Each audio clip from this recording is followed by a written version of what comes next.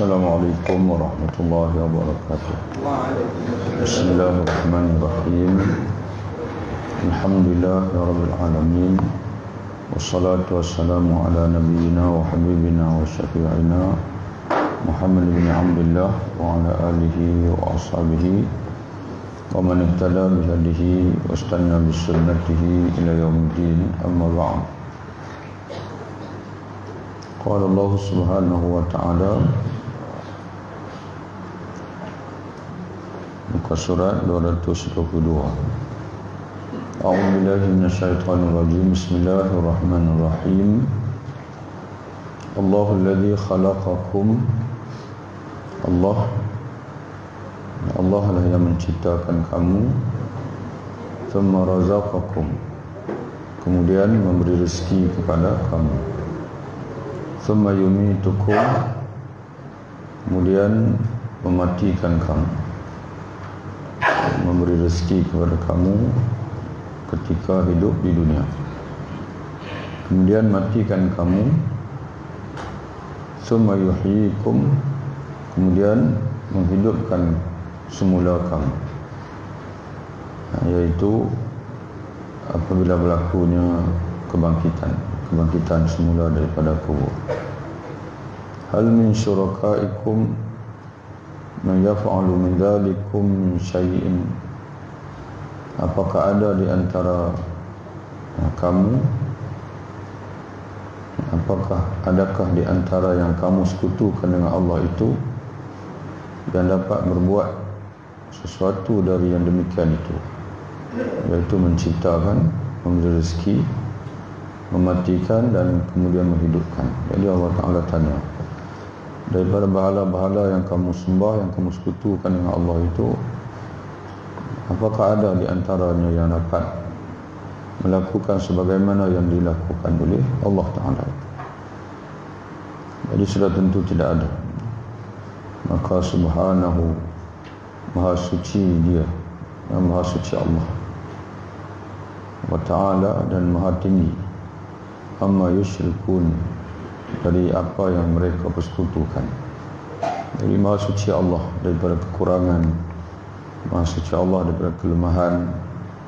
Yang termasuk sifat orang yang kurang dan lemah ini, dia memerlukan pembantu, memerlukan teman, memerlukan penolong dan sebagainya.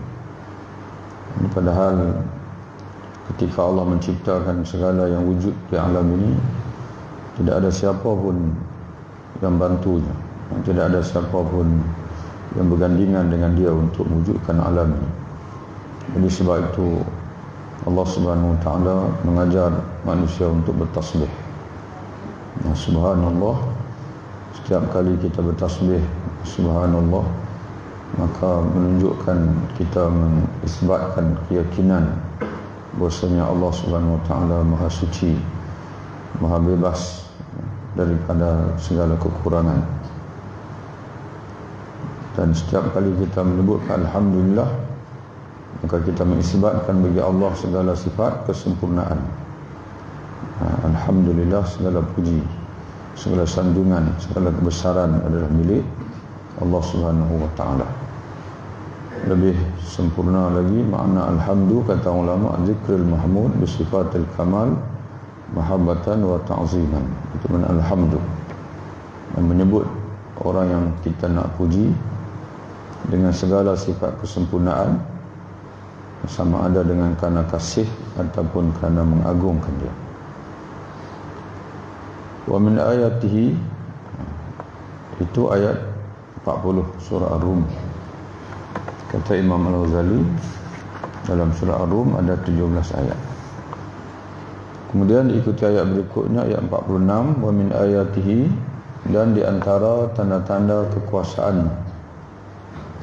Wa min ayatihi, di antara tanda-tanda kekuasaan Allah, an yursila riyaha, bahawa dia mengirimkan angin, riyaha, angin, mubashiratin, sebagai pembawa berita gembira.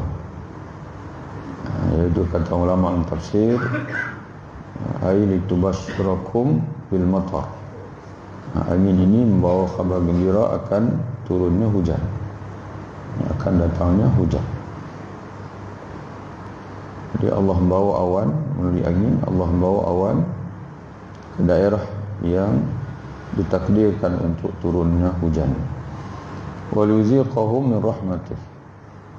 Dan angin juga untuk dia merasakan kepada kamu sebahagian daripada rahmatnya, yaitu kesuburan dengan turunnya hujan. Dengan angin membawa hujan, membawa awan, dan awan menurunkan hujan itu membawa rahmat Allah, yaitu rezeki yang datang melalui kesuburan tanah yang subur. Walitajriyal fulka bi amrih. Dan dengan angin itu pula juga supaya kapal dapat berlayar dengan perintahnya, dengan perintah Allah. Karena zaman dahulu kapal-kapal ini menggunakan apa maksudnya? Layar memerlukan kepada angin. Walitabtahu min fadlih. Dan supaya kamu dapat mencari kurniaannya, rezeki dapat mengembara. Dan tafsir menyebutkan kurniaan Allah di sini iaitu ar-rizq bitijarah fil bahr, rezeki yang diperolehi melalui perniagaan di lautan. Jadi lautan. Wala'allakum tashkurun. Mudah-mudahan kamu bersyukur kepada Allah. Bersyukur iaitu dengan beriman kepada Allah, dengan taat serta beribadah kepada Allah, dan juga dengan bertahmid, dengan senantiasa mengucapkan alhamdulillah. Jadi Allah Ta'ala menggunakan kepada kita kalimah alhamdulillah itu ada dua. Yang pertama sekali untuk kita memuji Allah, dan juga yang kedua untuk kita berterima kasih kepada Allah. Untuk memuji Allah, ada ketikanya kita mentauhidkan Allah, la ilaha illallah. Ada ketikanya kita menyucikan Allah, subhanallah. Dan ada ketikanya kita memuji Allah, alhamdulillah. Dan sekaligus memuji Allah itu untuk kita berterima kasih kepada Allah. Sebagaimana Ibnu Abbas radhiyallahu anhu menyebutkan, man arada an yashkurallah falyahmadillah. Siapa ingin bersyukur kepada Allah, maka banyak-banyaklah bertahmid kepada Allah Ta'ala, banyak menyebutkan alhamdulillah. Allahul ladzi, kalau untuk menzahirkan kekaguman pula, yaitu masya Allah la quwata illa billah. Allahul ladzi yursilu riyaha fatuthiru sahaban fayabsutuhu fis sama'i kaifa yasha'u wa yaj'aluhu kisafan. Allah dialah yang mengirimkan angin. Yursilur riyaha, dialah yang mengirimkan angin. Fatuthiru sahaban, di mana angin itu tuthiru ay tuz'iju, lalu angin itu menggerakkan awan, menghalau awan. Yang tuz'iju, kata ulama dan tafsir lain ni kata tuthiru itu tuz'iju. Tuz'iju ni makna menghalau awan. Angin itu menghalau awan sahaban fayabsutuhu fis sama. Lalu dengan angin tersebut Allah membentangkan awan di langit.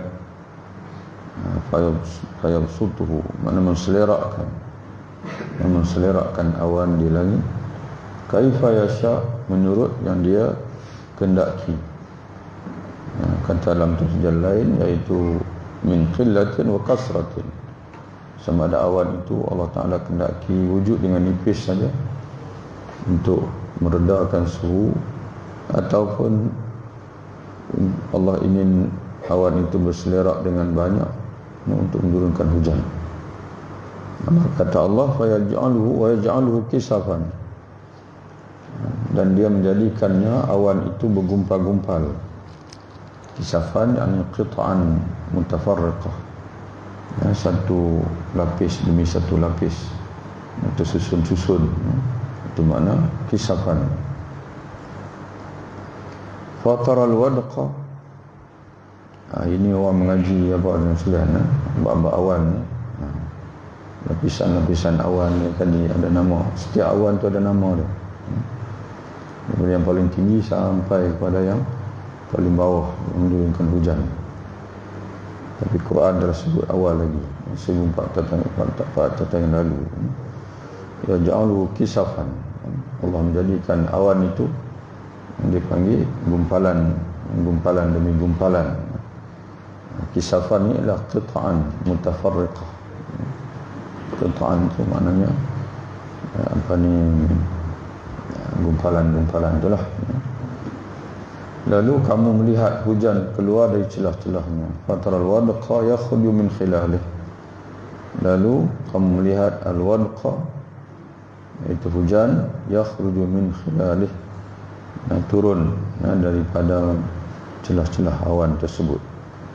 Fa idza asaba bihi man yasha'u min ibadihi idza hum yastabshirun. Dan apabila hujan itu turun mengenai hamba-hambanya yang dikehendaki oleh Allah,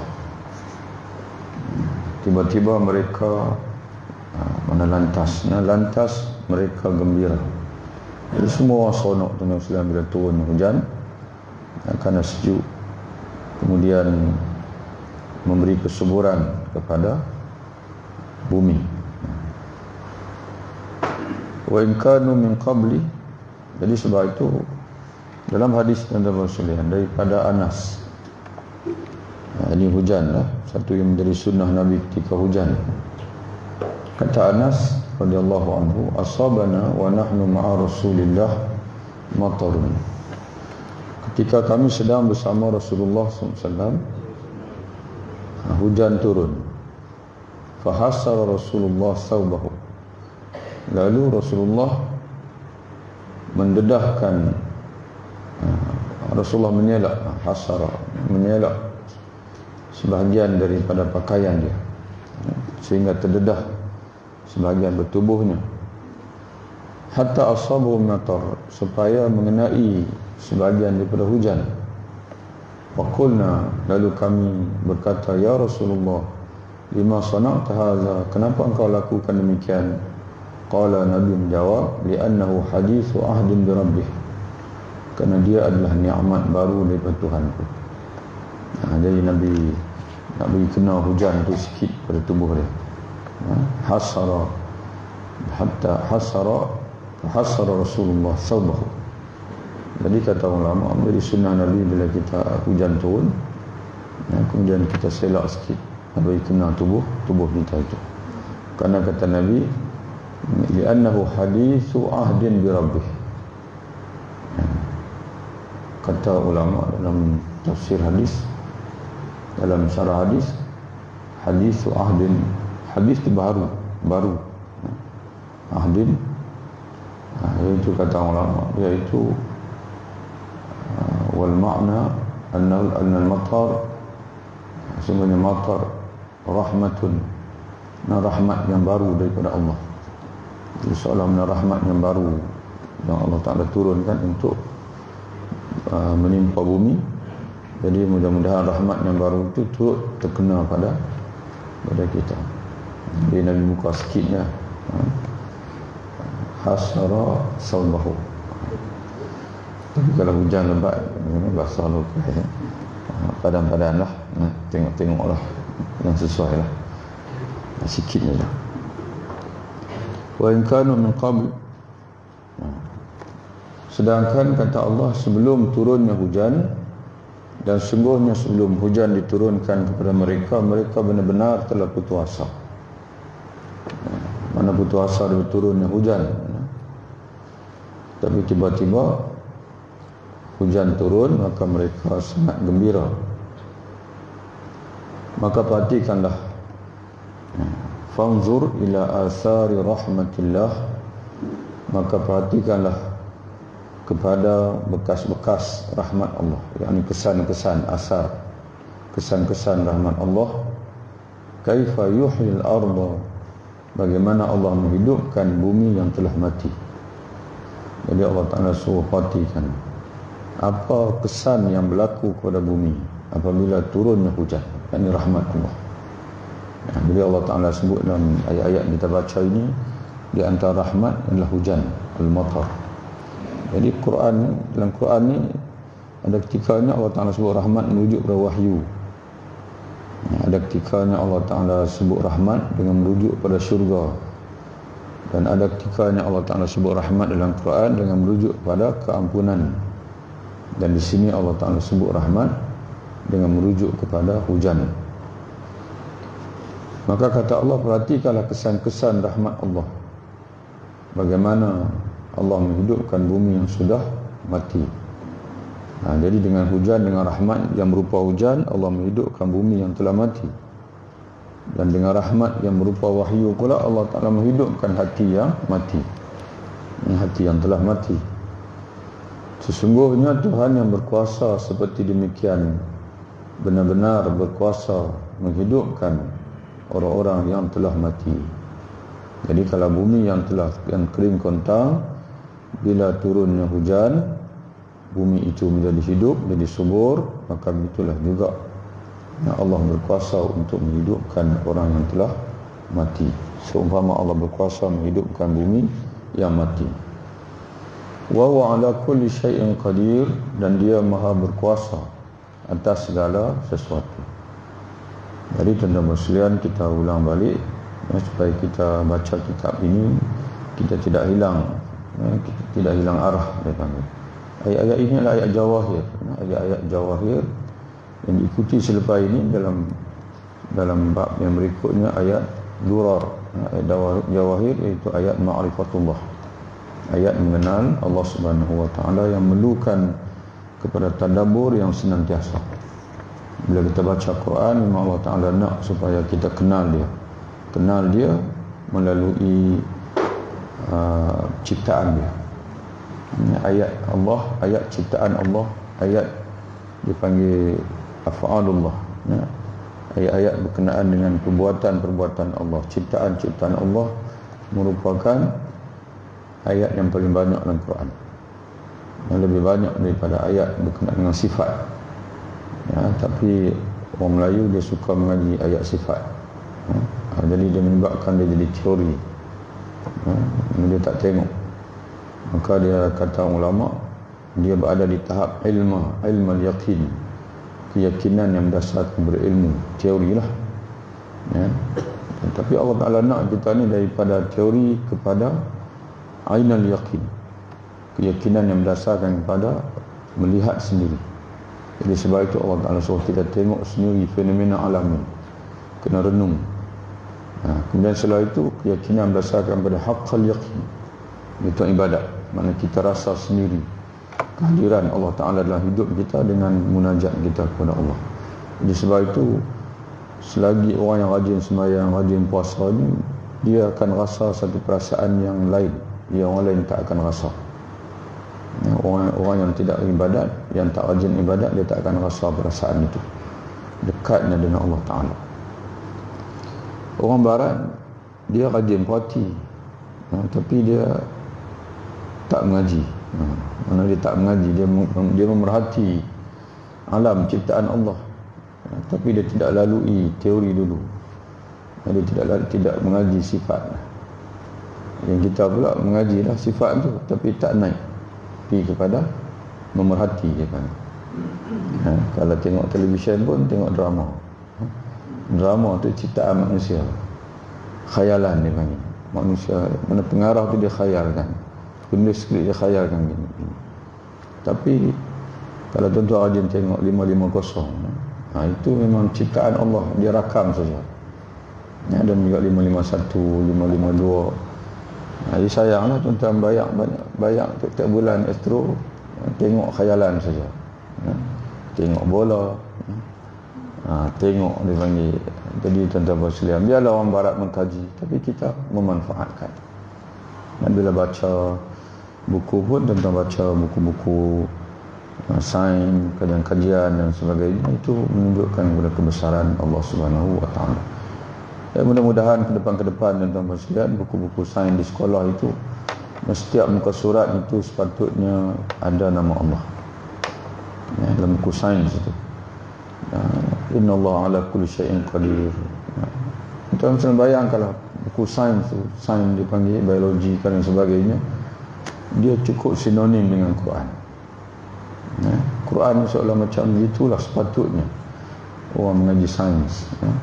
Setiap muka surat itu, setiap yang dia pelajari tentang semut ke, tentang pokok ke, mesti ada ayat dalam Quran itu yang ada kaitan dengan apa yang dipelajari. Tapi oleh kerana hari ini sains itu didominasi oleh Barat, oleh Eropah, jadi dipanggil sekular, mana tidak ada agama dalam dalam kehidupan dunia ini. Agama itu tidak perlu ada. Agama ini hanya perlu ada dalam gereja, dalam masjid dan sebagainya. Jadi kena cantum balik tuan-tuan sekalian. Kalau tuan-tuan baca Imam Al-Ghazali, dia adalah ahli falsafah dan dia adalah ahli sains. Dia ada satu kitab dia tulis, Ajaibu Al-Makhluqat. Kalau tuan-tuan baca kitab itu, ikut tuan-tuan lah, nak jeleng kepala ke, nak ni ke, tuan-tuan akan rasa kagum. Dia tulis berdasarkan kepada penemuan setakat dia hidup, kehebatan matahari, kehebatan bulan, kehebatan diri manusia, dia tulis detail dengan tapi bila dah sampai sekarang ni dia pecah dua. Kalau zaman dulu, zaman Ibn Sina, zaman dia panggil Ibn Khaldun, zaman Imam Al-Ghazali dan sebagainya, itu dia duduk pada mana kalau orang itu dia jadi ulama, dia bukan ulama dalam bidang agama saja, dalam bidang falsafah, dalam bidang psikologi, dalam bidang kemasyarakatan, dalam bidang matematik dan sebagainya. Dan itulah sebenarnya Islam. Kerana Rasulullah sendiri, pada diri Rasulullah itu ada pendidik, ada pemerintah, ada muallim, dan Rasulullah mengatur urusan negara. Dan bila berlaku peperangan, Rasulullah mengatur strategi perang, dan Rasulullah menghantar sahabat-sahabat untuk mengaji macam mana nak meruntuhkan tembok, kerana orang Yahudi dia duduk dalam tembok. Jadi maka itulah manjanik dia panggil, plastik yang besar. Dan bila zaman Sayyidina Umar pula, urusan negara menjadi sangat rumit, memerlukan kepada tahun, tarikh, dan memerlukan berrekod. Sayyidina Umar hantar orang untuk mengaji sistem diwan dan sistem rekod daripada Parsi. Jadi begitulah dia panggil. Kena cantum balik tuan-tuan sekalian. Ilmu, kalau tidak kita jadi sekular, dan tanpa kita sedari, kita pun seolah macam menyetujui. Kalau di pondok-pondok tak dipelajari sains, tak dipelajari matematik. Kalau di sekolah pula mengajilah pelajaran agama Islam, tapi terpisah. Ada subjek. Kalau nak mengaji agama Islam, subjek itu saja. Sepatutnya dalam semua subjek mesti ada Tuhan, mesti ada tentang agama. Jadi sebab itu ke depan insya-Allah kita berdoa kepada Allah Taala supaya akan balik kepada sistem yang asal sebagaimana dalam Al-Quran Al-Karim. Kemudian Allah Taala melanjutkan lagi, Allahul ladzi yursilu riyah fanzur. Itu selesai yang situ. Allahul ladzi khalaqakum.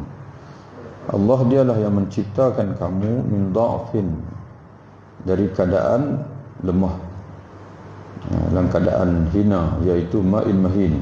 Dialah yang menciptakan kamu dari dha'fin, dari kelemahan, iaitu air mani.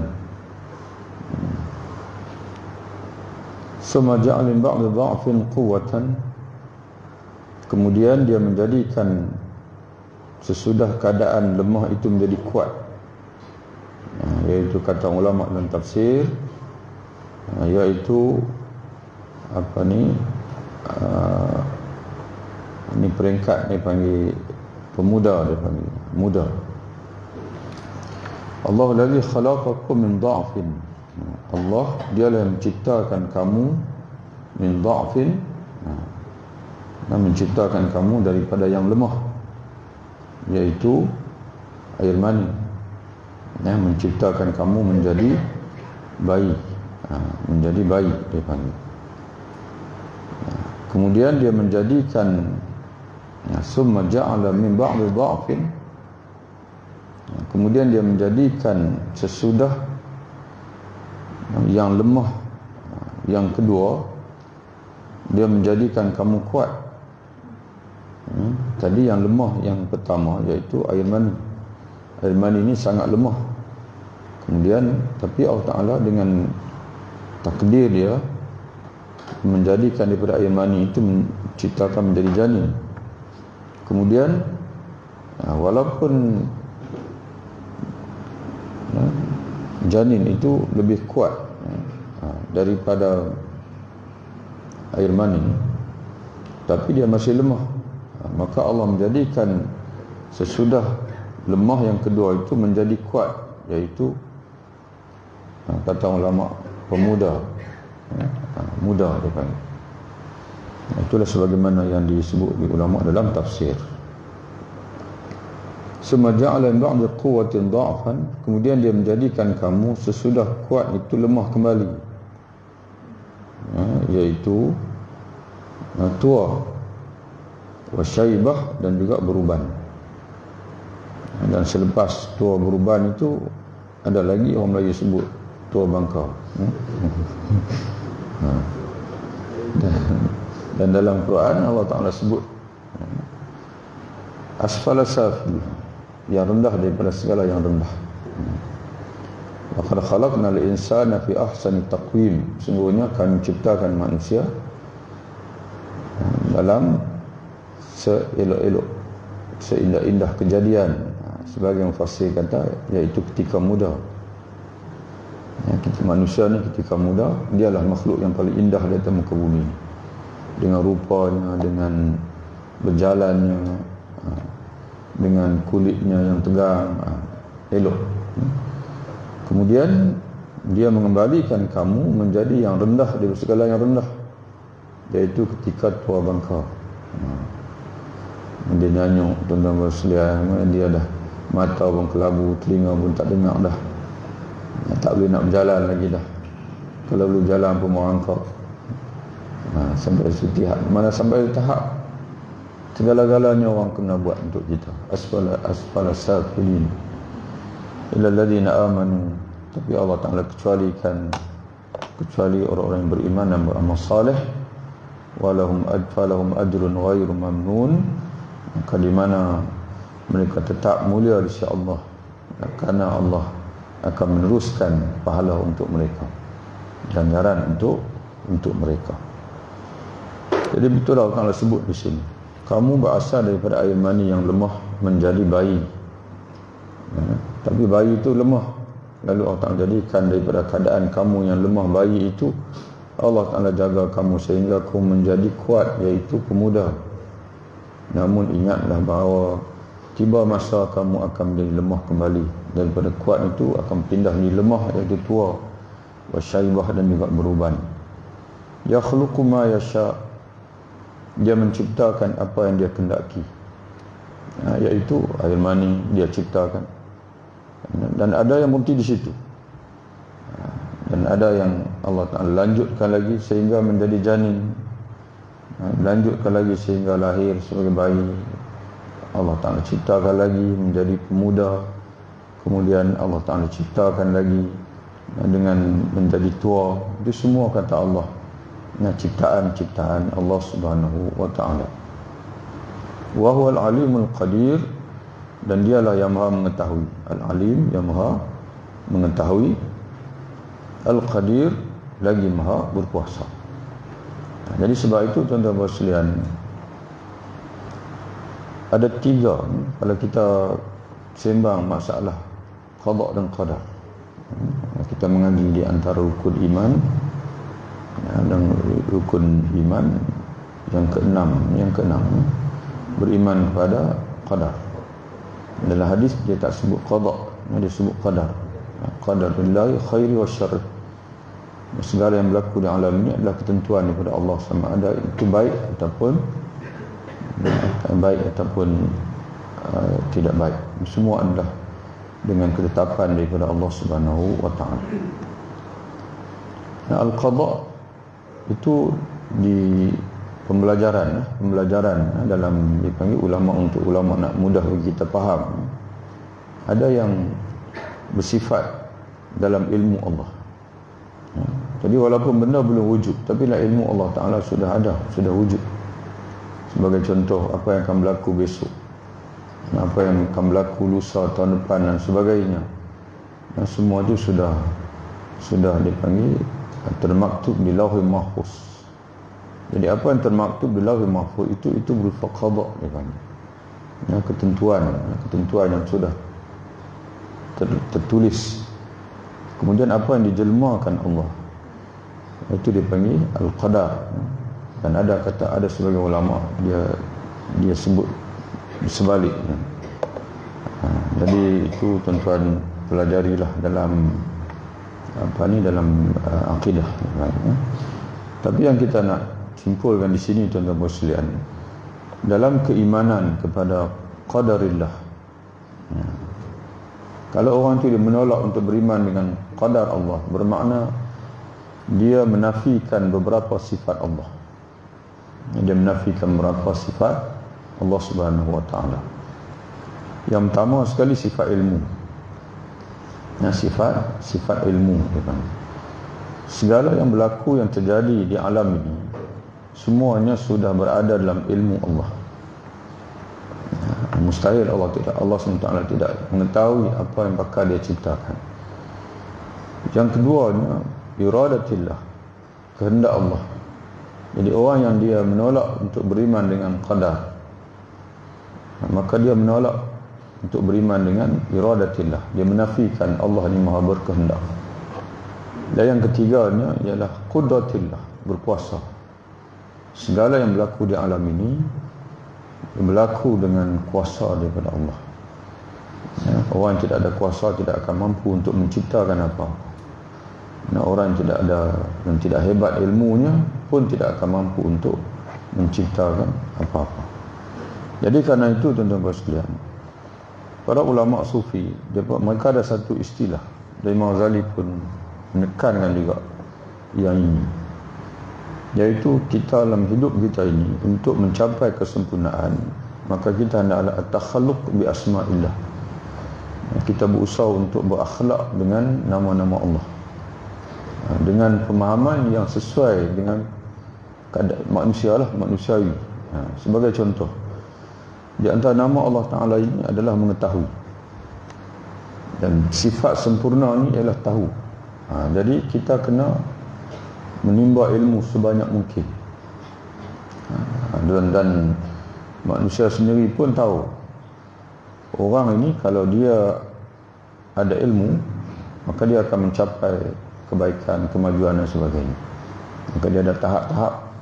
Orang berilmu, tahap yang pertama disebut dengan alim. Bila naik lagi dia panggil syekh.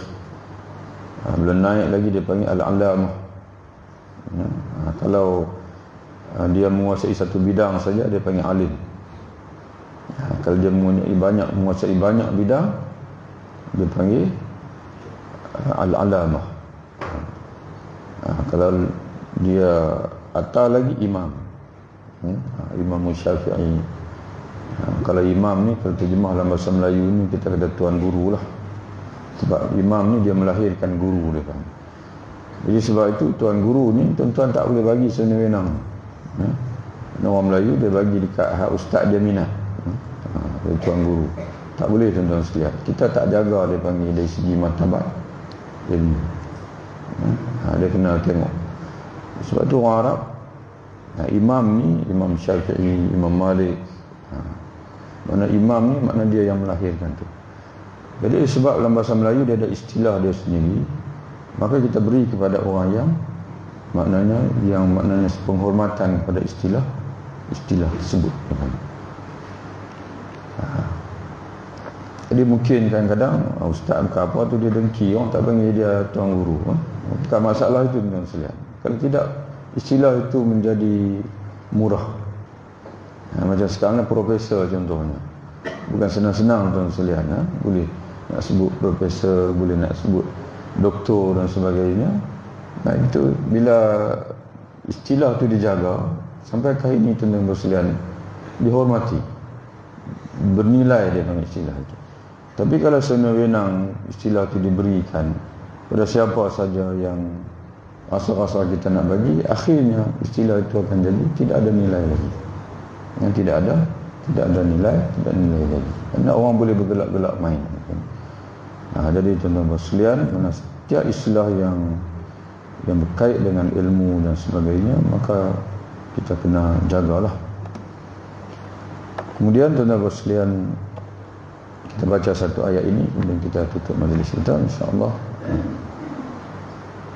Yakhluqu ma yasha', dia menciptakan segala, dialah yang menciptakan apa yang dikehendakinya, wa wal alim, dan dialah maha mengetahui. Kata ulama dalam tafsir, iaitu maha mengetahui segala pentadbiran tentang makhluknya, dan tafsir Jalalain. Al-Qadir, dan dialah yang maha berkuasa ala ma yasha', untuk menetapkan apa yang dia kehendaki. Jadi segala yang berlaku di alam ini semuanya dengan takdir daripada Allah Subhanahu wa taala. Jadi sebab itu para ulama menyatakan al-himam la tusbiqul maqadir.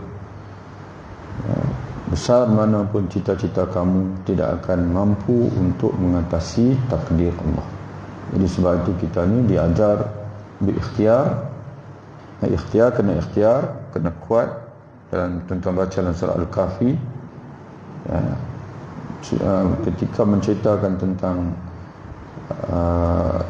Zulkarnain yang menguasai timur dan barat, Allah Ta'ala sebut fa'atba'a sababan.